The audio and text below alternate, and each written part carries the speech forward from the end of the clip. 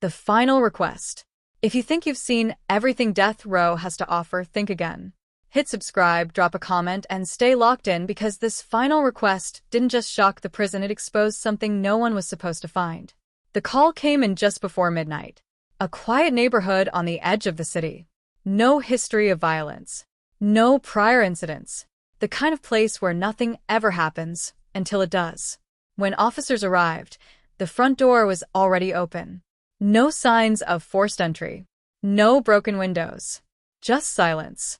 Detective Aaron Cole stepped inside first, his instincts already on edge. The air felt wrong.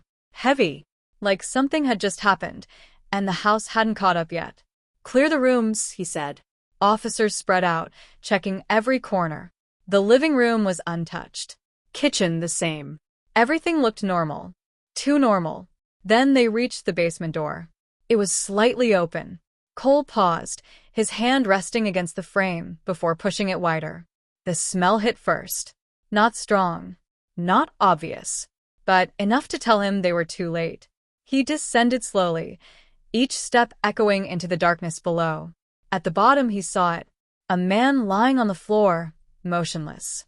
No immediate signs of struggle. No overturned furniture.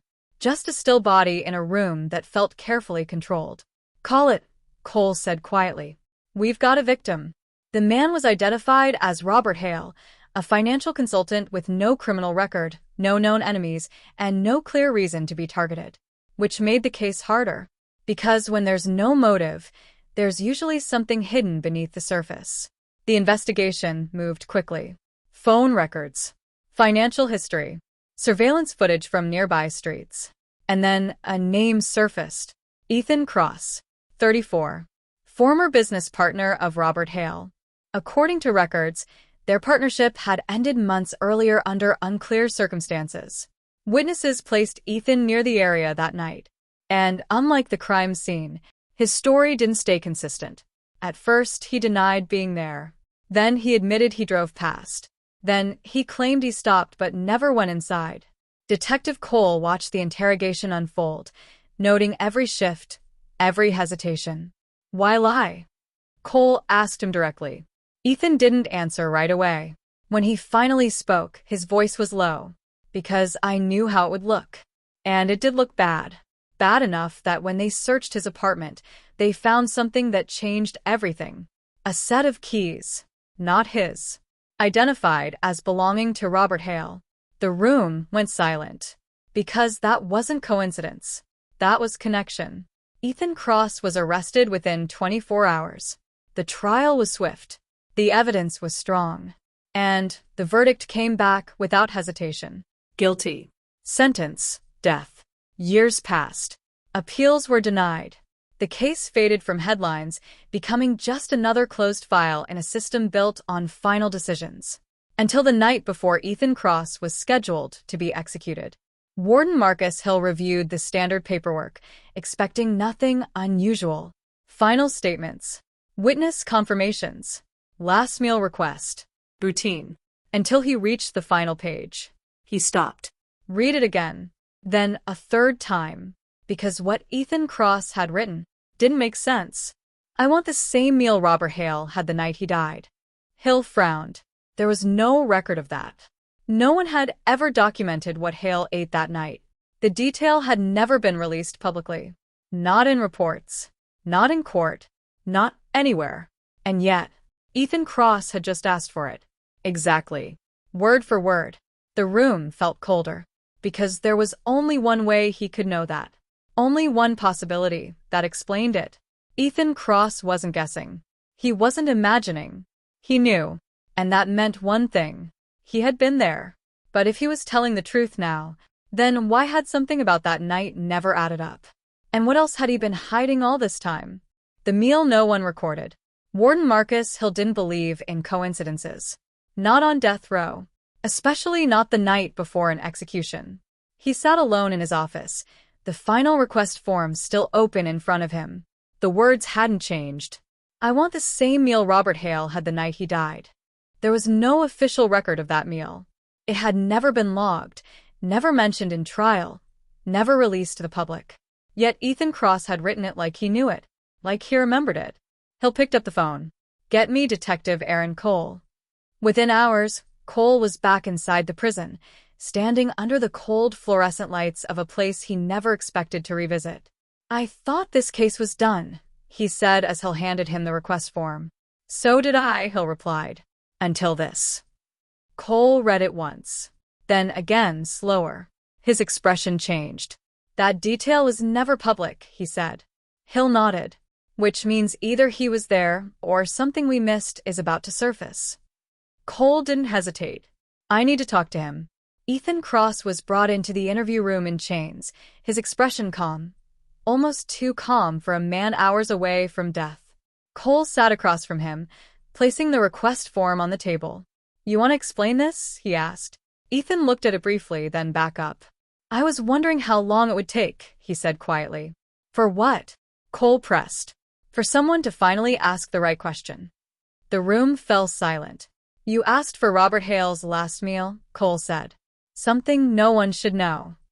Ethan leaned forward slightly. "Because I saw it," he said. Cole's eyes narrowed. "Then why didn't you say that before?" Ethan gave a faint, tired smile. "Because no one wanted to hear it." The words hung in the air. "Start talking," Cole said. Ethan exhaled slowly, as if replaying the night in his mind. "I went to his house that night, yeah," he admitted. "But not to hurt him. He called me, said he needed to fix something between us." Cole stayed silent, letting him continue. "When I got there, the door was already open," Ethan said. "I walked in, called his name, no answer." His voice dropped slightly. "I found him in the basement. Still alive. Barely." Cole felt a shift in his chest. And someone else was there," Ethan said. The words hit hard. "Who?" Cole asked immediately. Ethan shook his head. "I didn't see his face. He was already heading up the stairs when I got down there. I just caught a glimpse, tall, wearing a dark coat." Cole leaned forward. "Why didn't you report this?" Ethan let out a quiet laugh. "You think I didn't try? I told the officers exactly what I saw. But by the time the evidence started stacking up against me, no one cared about a second man." Cole's jaw tightened. "Robert was still conscious," Ethan continued. "He said something before it was over." "What did he say?" Cole asked. Ethan hesitated. Then he spoke slowly. "He's going to make it look like you." The room went completely still. Cole felt the weight of those words settle in. Because if that was true, then everything that followed had been planned. The keys, the lies, the conviction. All of it. Why keep quiet all these years? Cole asked. Ethan looked at him, his expression hollow. "Because every time I spoke, it made me look guiltier," he said. "And eventually you stop fighting when no one's listening." Cole sat back, his mind racing. A second man. A setup. A dying victim's warning. This wasn't a closed case. It was a broken one. And if Ethan was telling the truth, then the real killer had been free this entire time. But before Cole could push further, the door behind him opened. A guard stepped in, his face tense. "Detective, you need to see this." Cole stood immediately. "What is it?" The guard hesitated. "We were reviewing old evidence logs after the request came in," he said. "Something didn't match." Minutes later, Cole stood in the evidence archive room, staring at a sealed box labeled from the original case. It had been untouched for years. Until now. "Open it," he said. The lid came off slowly. Inside were personal items recovered from the crime scene. Wallet. Watch. Documents. And then, something that wasn't supposed to be there. A receipt. Folded neatly. Dated the night of the murder. Cole picked it up, his pulse rising. It was from a local diner. Time-stamped. 11:42 p.m. Less than an hour before the estimated time of death. He unfolded it completely and froze. Because the order listed on the receipt matched exactly what Ethan Cross had requested as his final meal. The same food, the same details, the same combination. Proof. Not just that Ethan had been there, but that someone had documented that moment. Someone who knew exactly what happened that night. And as Cole turned the receipt over, his breath caught. Because written on the back, in faint ink, were 3 words. You missed him. And suddenly, this wasn't just about a past mistake. It meant the real killer knew the investigation had started again. And this time, they were watching. The man who was never caught. The message changed everything. You missed him. Detective Aaron Cole stood frozen in the evidence room, the receipt trembling slightly in his hand. This wasn't just a forgotten detail. It was deliberate. Placed. Meant to be found now. Which meant one thing. Someone had gone back into evidence. Recently. And they wanted Cole to know it. Pull access logs, he said immediately. Anyone who's been in this room in the last 72 hours. The technician moved fast, fingers flying across the keyboard. Seconds stretched into minutes before the screen filled with entries. Cole leaned in. Most were routine. Clerks. Archivists. Then one name stood out. Sergeant Daniel Reeves. Cole's stomach tightened. Reeves wasn't just any officer. He had been part of the original investigation. One of the first on scene the night Robert Hale died. And more importantly, he was the one who logged the initial evidence. Where is he? Cole asked. No one answered right away. Because they already knew. Reeves hadn't shown up for his shift that morning.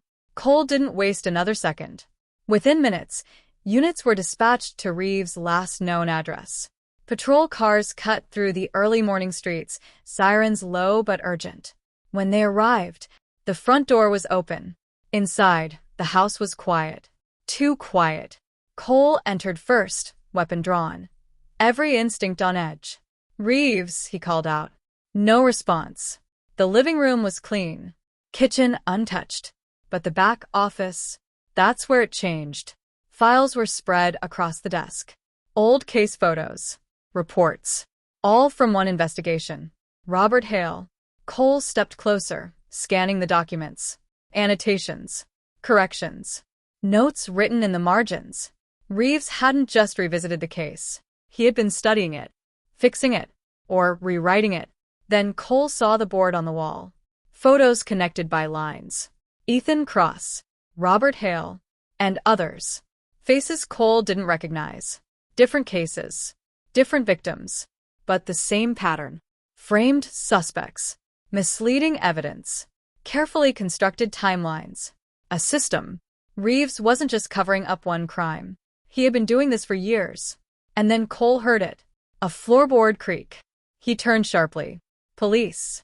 Don't move. Reeves stepped into view from the hallway, calm, composed, like a man who had already accepted how this would end. It took you long enough, he said. Cole's grip tightened. You've been setting people up. Reeves tilted his head slightly. I've been correcting mistakes. By ruining innocent lives? Cole snapped. Reeves stepped closer, his voice steady. You think the system works the way it's supposed to? He said. It doesn't. People slip through. Guilty ones. Dangerous ones. I made sure someone paid the price. Cole's jaw clenched. So, you picked who that would be? Reeves didn't answer directly. He was there that night, he said instead, referring to Ethan. Wrong place, wrong time.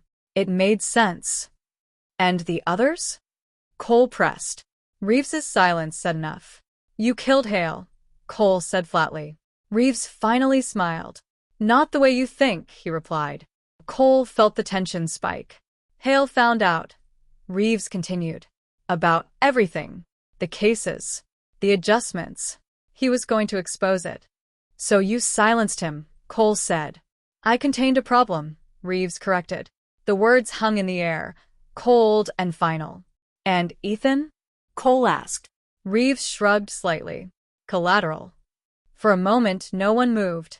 Then, slowly, Reeves reached into his jacket. Cole raised his weapon. Don't. But Reeves didn't pull out a weapon. He pulled out a small photograph and tossed it onto the floor. Cole glanced down. Another face. Another case. Another setup. You're too late, Reeves said quietly. Then, in one sudden motion, he turned and bolted toward the back exit. Stop, Cole shouted, rushing after him. The chase spilled outside, through the narrow yard, and into the alley beyond. Sirens echoed in the distance as backup closed in. Reeves was fast, but not fast enough. Within seconds, officers surrounded him. weapons drawn. No escape. He stopped, raised his hands, and just like that, it was over. Daniel Reeves was arrested, his crimes exposed. Ethan Cross's execution was halted with hours to spare, and for the first time since the night Robert Hale died, the truth finally came to light. But some endings don't feel like justice. Because weeks later, as the case files were reviewed, one detail remained unresolved. The photograph Reeves had thrown. The one from another case. Another suspect. Another conviction. And as Detective Cole stared at it late one night, one thought refused to leave his mind. If Reeves had been doing this for years, how many innocent people were still out there, waiting for the truth to catch up? If you think this story was intense, you're not ready for the next one.